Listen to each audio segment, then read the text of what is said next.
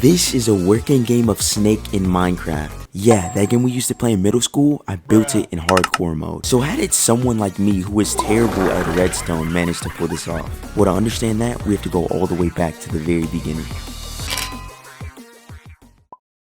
Okay, so I just spawned in, but there's only one problem. I can't build Snake with only these items. So I did the first thing any normal person would do in playing Minecraft, and beat the Ender Dragon. That is the first step any normal person would do, right? After that, I stole the Elytra, got some good loot, and I was ready to build Snake. But before we start, there's a few main steps that go into the process of making your own game. Or should I say, building your own game. Get it? Because it's Minecraft. First things first, we're going to build the screen. After that, we'll move on to making some sort of controller to control the game. And after we plug the controller up to the screen, we'll start on programming the game, which unfortunately takes the longest. So let's not get too ahead of ourselves and focus on step 1, the screen, which is going to be made out of a total of 900 redstone lamps.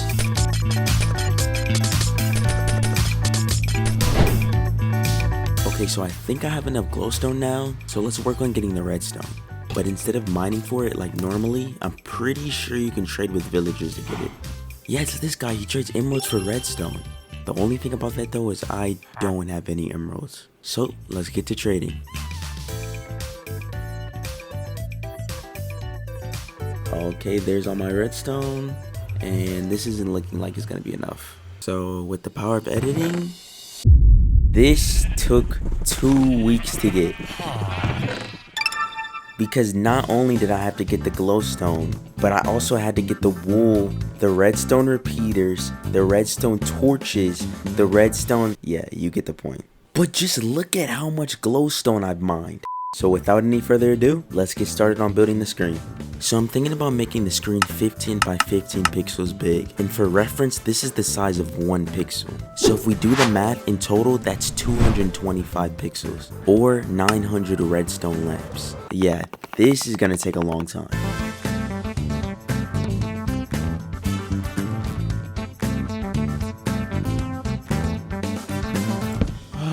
Oh my goodness, that is the entire thing finished. I mean, only with the screen.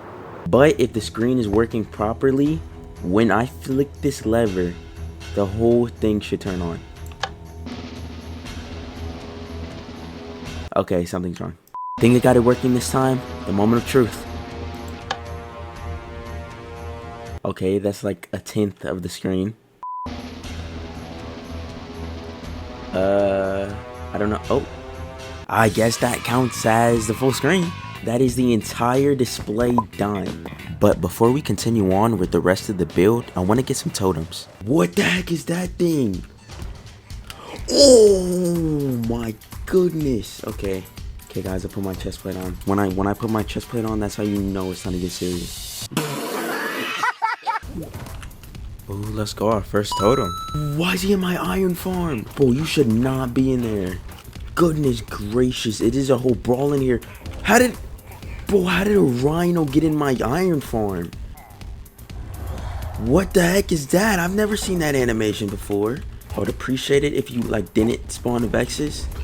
There we go.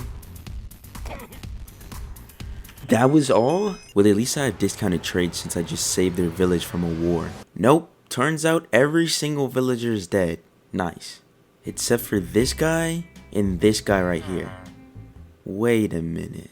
Yeah, I'm gonna just trap you two in here with a bed and some food. And hopefully something will happen. Well, in the meantime, let's get back to building our game of Snake.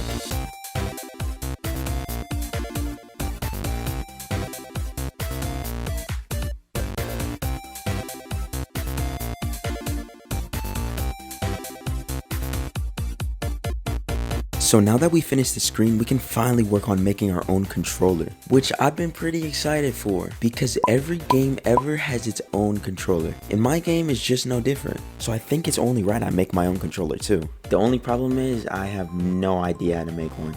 This pressure plate will be our up, this one will be our right, this one will be our back, and this one will be our left. So when I actually finish the game, our snake is gonna move depending on which buttons I'm pressing here. Only thing is, I've never built a controller before, so... Okay, I'm almost finished with it, and it's kind of looking a little good. Who am I kidding, bro? This freaking sucks. Let's just get some good old motivation from Google. I'm gonna try and make something like this. Yeah, this is gonna go horribly. Okay, I should finish and this doesn't look too bad. Just don't look at it too hard and we'll be okay.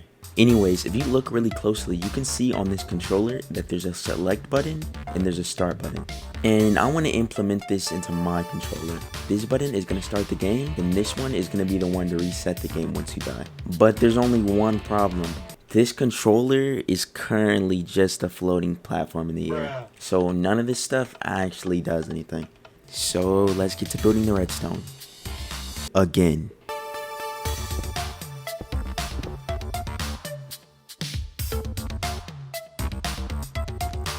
Okay, so I just finished, and fortunately it's pretty easy to explain. So all I did was take our 4 inputs right here, up, right, down, and left, and I plugged them into the screen, which is actually these 4 light gray lines you're seeing right here. Goodness gracious, I hope that makes sense. But we are finally done with step 2, which means we can move on to the programming. Yeah, man, I'm already starting to regret this. So if we want to make Snake, we're going to have to think of how we want our Snake to move, which is surprisingly simple with something called a shift register. Okay, so we're here in a creative test world, and this is what it looks like. As you can see, once I flick this lever, we can imagine this line of lights as our Snake moving. Bro, that is so cool.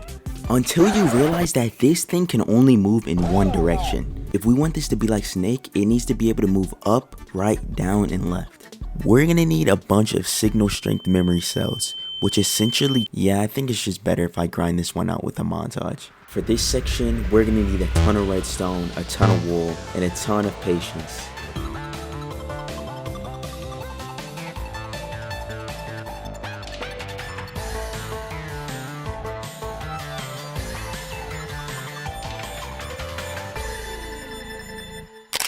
Okay, so it's probably like a week and a half later, and I am so tired. Like, I literally want to kill my anyways, at this point, I'm starting to realize if I want to finish this anytime soon, I'm gonna need a beacon, which once you make it can give you special abilities such as speed, jump boost, strength, and so many more.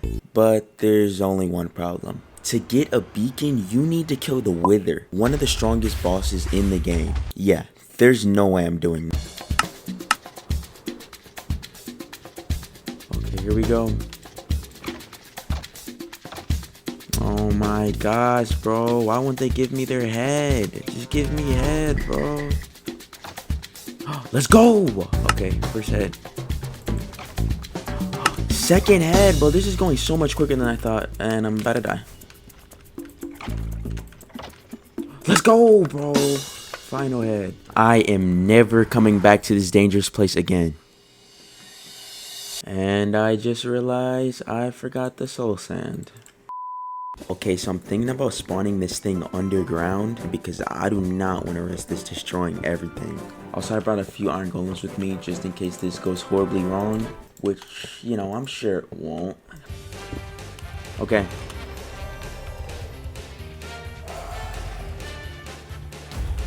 Oh my gosh. Guys, get him. Get him, get him, get him, get him, get him. Oh, they're getting him. Oh my goodness, there's lava. Oh, I can't see anything.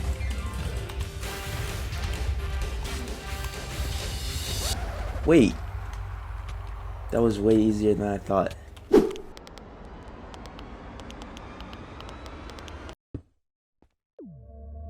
This is a beacon, this is speed, and this is me finishing the rest of the build.